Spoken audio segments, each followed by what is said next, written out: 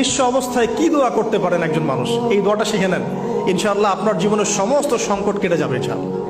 আমি নিজে ওই দোয়াটা বেশি বেশি করার চেষ্টা করি। দোয়াটা হচ্ছে, মুসা আলাইহিস সালাম একটা গাছের নিচে হেলান দিয়ে বসলেন, বসে দেখলেন দুইজন মেয়ে দাঁড়িয়ে আছে দূরে, পানি নিতে পারছে না, লোকজন পানি নিয়ে যাচ্ছে, ওরা দাঁড়িয়ে আছে বেচারি। মুসা আলাইহিস সালাম গিয়ে বললেন, কি সমস্যা আপনাদের? এটা নিয়ে আপনারা আবার মেয়েদের সাথে কথা বলার চেষ্টা করেন, ঠিক আছে? তো মাহারাম গায়রা মাহারাম মেনে চলে। তারা বললেন যে আমাদের বাবা অনেক বৃদ্ধ মানুষ, আমরা পানি নিতে পারি না যতক্ষণ না আমাদের কম পানি নিয়ে চলে যায়। মুসা আলাইহিস সালাম তো একটু বললাম না, ফিজিক্যালি খুব স্ট্রং ছিলেন, থাকে না বডি বিল্ডার, সামনে গিয়ে কথা বলে সরো পানি দিতে দাও, তখন মানুষ একটু মূল্যায়ন করে না। তো মুসা আলাইহিস সালাম এভাবে পানি নিয়ে দিলেন এবং বাছুরদেরকে পানি পান করালেন, করিয়ে গাছের নিচে এসে বসে আছেন। বসে বসে তিনি দোয়া করছেন, এই যে দোয়াটা তিনি দোয়া করছেন, রব্বি, একটা নেক কাজ করলেন, নেক কাজ করলেন না, মানুষের উপকার করলেন, নেক কাজ করে এসে গাছের নিচে বসে দোয়া করছেন, আল্লাহ এখানে তো আমার খাবার পানি বাসস্থান কিছুই নাই, আমি কি করব?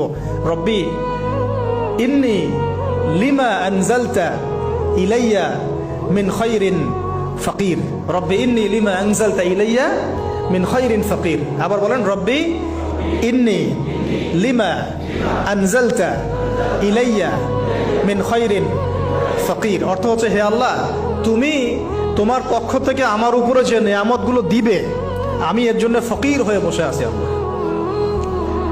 অর্থ বুঝে পড়বেন ভাই, নামাজ রোজা হজ জাকাত যাই করেন আল্লাহর ওয়াস্তে অর্থ বুঝে পড়বেন। অর্থ বুঝে পড়লে আপনার ইবাদতের স্বাদ পাবেন, তৃপ্তি পাবেন, আল্লাহর সাথে কানেকশন হবে, আল্লাহর নূর পাবেন, মাআরিফত পাবেন, সত্য স্বপ্নও দেখবেন তখন ইনশাআল্লাহ। তখন শুয়ে শুয়ে সত্য স্বপ্ন দেখবেন ইনশাআল্লাহ। আল্লাহ পাক তৌফিক দান করবেন। এবার আল্লাহ পাকের সাহায্য নেমে আসলো, ওই দুই মেয়ের মধ্যে একজন হেঁটে হেঁটে চলে আসে। এবার এই মেয়ের হাঁটা সম্পর্কেও কোরআন কথা বলেছে, সুবহানাল্লাহ। এই মেয়ে কিভাবে হেঁটে এসেছে এই হাঁটার বর্ণনাও কোরআন দিয়েছে। কোরআন বলেছে এই মেয়ে হেঁটে আসছে লাজুক পায়ে। এখন আপনি এই পুরো ওয়ার্ল্ডের মেয়েদের হাঁটা দেখেন, লজ্জা আছে? তাহলে মেয়েদের সাথে লজ্জা একটা গভীর সম্পর্ক আছে। এই মেয়ের প্রশংসা আল্লাহ পাক কোরআনে করলেন, লাজুক পায়ে, লাজুক ভঙ্গিতে, অবনত নয়নে সে হেঁটে আসলো। এখন আপনি কেলে যান, গো টু খেল, আপনাদের টুইন টাওয়ারে যান, দেখেন সবার হাঁটা চলা দেখেন। হায়া লজ্জার কোনো বালাই আছে এখানে? আমি গত লেকচারে বলেছিলাম যে আদম আলাইহিস সালাম এবং হাওয়া আলাইহিস সালাম, ইবলিস তাদের সাথে প্রথম যে আচরণ করেছে ওই ফল খাওয়ানোর পরে, সেটা কি? তাদের গা থেকে পোশাক খুলে পড়ে গেছে, মানে নগ্ন করে দিয়েছে আমাদের পিতামাতাকে, মহাবিশ্ব নগ্ন করে দিয়েছে কে? ইবলিস। তো এখন এই পৃথিবীতে আমরা যারা নগ্নতার চর্চা করছি, তাদের কার এজেন্ট আমরা বুঝতে বাকি আছে?